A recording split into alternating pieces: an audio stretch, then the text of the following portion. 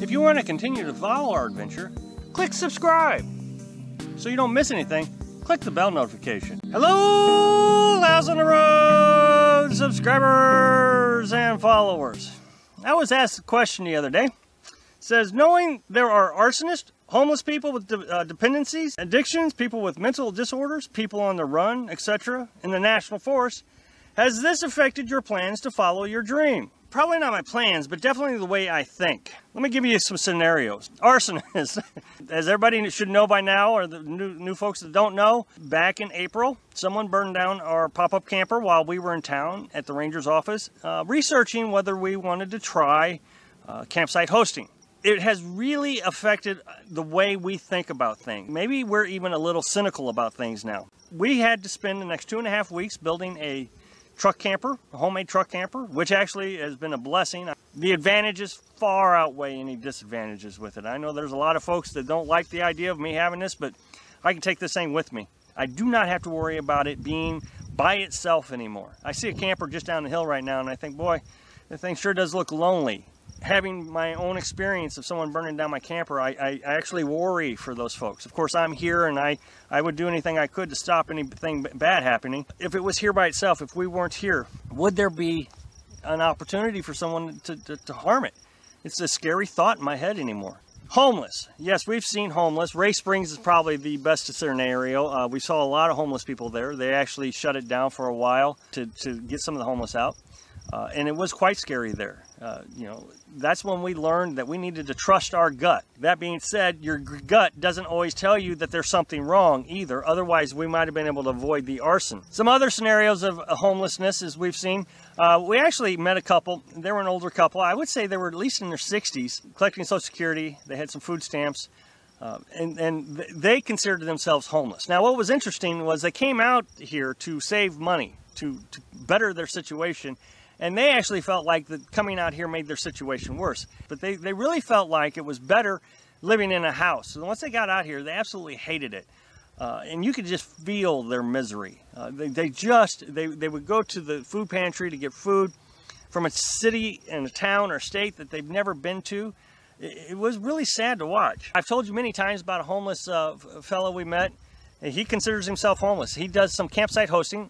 So he cleans bathrooms and rakes the leaves off the grass and so forth. And the only thing he gets is a spot to park. No electric. There's a water spigot about, 50 feet away from him, but he can't hook up to it because it's a shared water spigot. So that means he's got to carry his buckets of water. And folks with mental disorders. I actually think this is probably pretty significant. I think there's probably a lot of folks out here with mental disorders.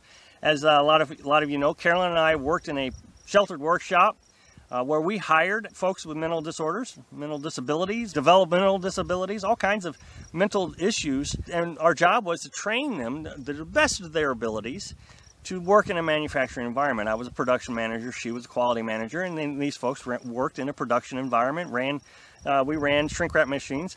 And so we have been trained to identify and help folks with mental disabilities. And we ran into several. I just documented one where we saw someone pacing back and forth, and he was swatting flies, and he was just very upset for no apparent reason. And of course, we're not trying to make eye contact with him because we don't want to be the center of his upset, his issue. Well, after a little while, he decided to make us his issue. He was convinced that our generator was drawing these bugs in, which were not bothering us. We didn't see any bugs. I really thought it was a made-up scenario in his head. But it was our fault that these bugs were around because of the generator. We've only had one scenario, and we didn't actually meet anybody who was on the run, but we've had one scenario where the FBI and the forest rangers came out and was asking folks about an individual, if we'd seen him, asked everybody in the campground. So, I mean, it does exist. Apparently, he had this little girl. It didn't sound pleasant, and definitely something I wouldn't want to be involved with. And they did say should be considered dangerous. So, we've only been out here a year, and these are the scenarios that we ran into. You know, like I said, the biggest scenario was when our camper burnt up. Somebody burned it. It was obvious. The rangers came out. Several things made the rangers and the conservation area officers determined that someone burned it down. One, they were having an issue with someone. They suspected that he had vandalized several other campsites, sliced some tires.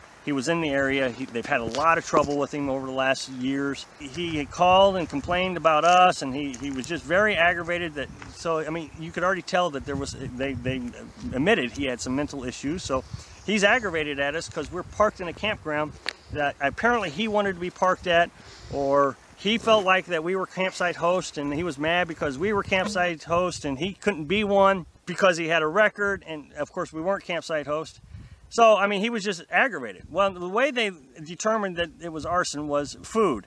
We had canned goods, they were all gone. We had canned goods in 2 different locations. We had canned goods on one side, they were all there, didn't touch them, which would make sense. He probably didn't realize they were there.